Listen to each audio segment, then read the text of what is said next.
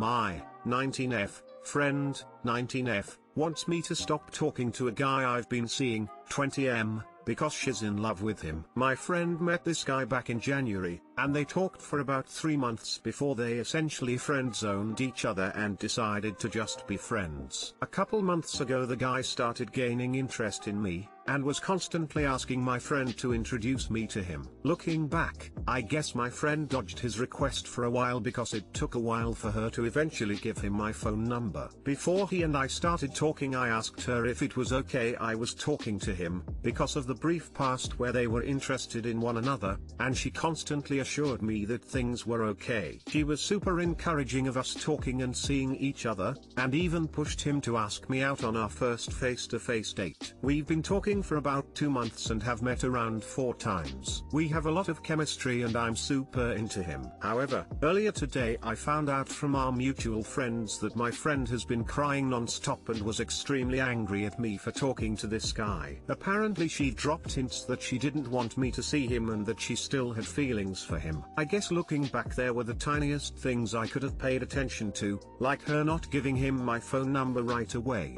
but other than that she had been completely supportive and had been egging me on to talk to and hang out to this guy. He is apparently still in love with him. This was super surprising because she hardly ever talked about her feelings for him, especially after they had decided to stay friends. I'm assuming that she had repressed feelings for him, and was now starting to realize it when she noticed how well things were going between him and I. I feel like the best way to avoid conflict here is to stop talking to the guy. But another part of me feels that she's not really being fair to me or considering my feelings. He's the first guy I've talked to seriously in a while, and it's been really hard for me to get back into the dating game after I had a traumatic incident about a year ago. I also don't understand why she wants me to stop talking to him when she is busy herself talking to multiple guys, including one of the guy's buddies. Am I being irrational? Is she? Any opinion would help a lot. Too long didn't read. My friend introduced me to a guy she used to talk to but is now friends with. She changed her mind and is upset with me for talking to him because she still has feelings for him.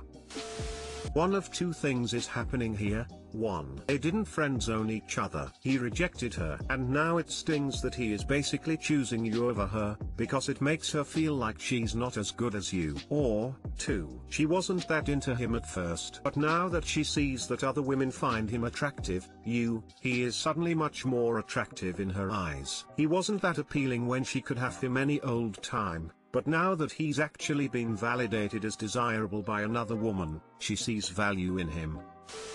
Your fear of confrontation will only make this worse. Do not fear confrontation, look at it as a tool that can help you get the best outcome for everyone. Confrontation doesn't have to mean an argument or fight, it simply means dealing with the issue head on. What does that look like? Like this: sit her down, discuss both her and your feelings with her openly. Don't dismiss them, but don't make your decisions based on them. Make her feel heard and respected without doing anything to compromise your own boundaries and desires. Let her know you've heard from others she's upset and you want her to be open with you and tell you how she really feels. Then, ultimately, if the situation remains the same, you have to choose her friendship or this potential relationship. You should be prepared for having to make this choice as it is a serious potential outcome. But you cannot and should not make your decision until sitting her down and giving her an opportunity to express how she feels and for you to do so in return. If you sit her down and she continues to act as if she is fine and wants you to be together,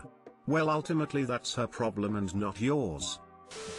What are you going to do if she calls shotgun on the next guy you connect with? You and your friend need to talk. You can't call dibs on a person. Her feeling about someone she's not actually dating, and barely even dated, doesn't matter unless he wants her to.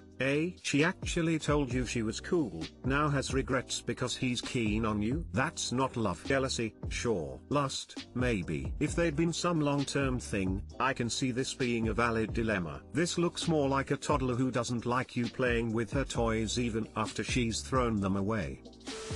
However, earlier today I found out from our mutual friends that my friend has been crying non-stop and was extremely angry at me for talking to this guy. Apparently she dropped hints. Go with what she tells you herself with her own words, not what you hear from third parties about how she's supposedly very upset behind your back about her hints. If she's encouraging you to your face and raging to others that you believed her, then you shouldn't change anything if she's not willing to actually talk to you. On top of that, it may not even be true. She constantly assured me that things were okay. She was super encouraging of us talking and seeing each other, and even pushed him to ask me out on our first face-to-face date. She had been completely supportive and had been egging me on to talk to and hang out to this guy. Like, how sure are you that your mutual friends aren't fucking with you? And if they're being truthful, isn't that kind of her problem for lying to your face?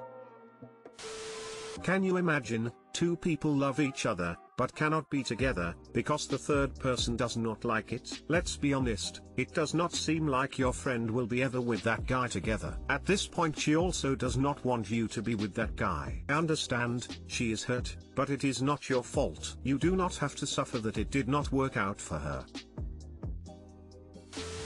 My 30th husband, 40 meters, is hitting a breaking point with corporate life stress.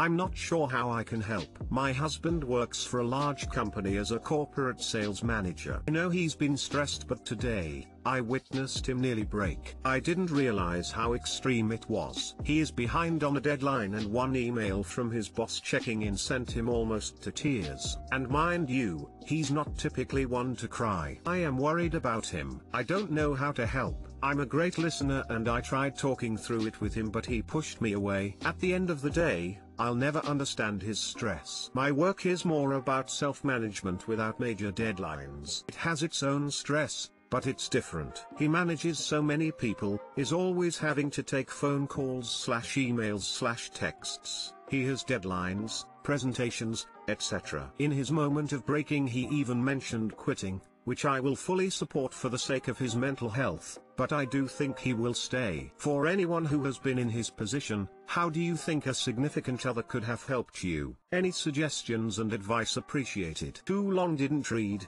My husband is hitting a mental breakdown because of stress due to work and I have no clue to how help. Looking for advice. I spent my 20s in a high-pressure corporate environment, making big money, eating in expensive restaurants and traveling the world. I also had an ulcer and cried in the bathroom at work almost every day. I was difficult to live with and spent even my off hours obsessing about work. One day, my husband had enough of my bullshit. He sat me down, looked into my eyes and said, I want my wife back. Money is nice and the trips are fun, but I'll give them all up if it means I get my wife back. I'd rather live in a homeless shelter than see you this unhappy. I fell into his arms and cried for what seemed like hours. And I quit the next day. Just hearing him tell me that it was okay to seek happiness and that material success didn't matter to him meant the world to me. And knowing that he wasn't going to be disappointed in me or resent me. This was 30 years ago and I've never regretted my decision to leave. We have 3 grown kids, 0 money and will never be able to retire. But we love our jobs and don't want to retire, so that's fine. We're happy, we love our lives and we love each other. Just tell him that you love him and not the things he provides you with. And give him that escape hatch, let him know that you'll love him and respect him no matter what. You sound like an awesome partner and I really wish you both the best. I coped with similar work stress, also a sales manager, by drinking more, so at least that's not a problem. My biggest dilemma was I couldn't think of anything else I could do to make that kind of money, but I allowed our spending to exceed my being able to quit. So in my mind, I didn't have a choice but to keep doing it. It ended up in divorce and rehab. In our situation, I needed to hear my wife say we had other options. Couldn't take the failure of not being able to handle work and also not be able to afford to quit. So I guess it's not the most uplifting response, but just reading your description of a sales manager having a breakdown just about gives me flashbacks of those horrible days. There is no such thing as his industry, sales emergency. I was getting very stressed out by a frantic, incompetent, narcissistic boss who thrived on stress, until his assistant told me, correctly, that there is no such thing as a symphony orchestra emergency. Maybe on stage, kinda, barely. It's literally nothing that happens in the business office of an orchestra is worth this much stress. She just let his fake panic roll right off her and kept doing things as calmly and well-paced as possible. And nothing bad ever happened. So much if phony corporate consumerist culture is about manufactured panic. Did he let himself cry? Isn't it ridiculous to shake and sweat and tremble daily insisted of having one good cry for 4 minutes and get all the chemicals out? Crying is a way to regulate emotion. He needs to regulate. He needs to open the valve or it will burst. There are other ways as well. Meditation, exercise, therapy. These are generally seen as positive ways to process stress. His body will find a way, so it's being proactive and positive or reactive, and drugs, alcohol, rage, suppression, other less useful ways to process emotion. I think he should be looking for another job with less stress. No job is worth what he is going through. It sounds like a bit of a toxic work environment if one phone call from the boss can send him into a downward spiral. It is easier to find a new job while you are already in one, generally. But if you are financially able to handle him quitting, I don't think there's anything wrong with him quitting something that is causing him distress. He would probably feel good if he knew that you support him through any major change he chooses and want to see him less stressed over anything else. Life is too short. At the end of the day, nobody gets to 80 years old and wishes they had just spent more time working at their job.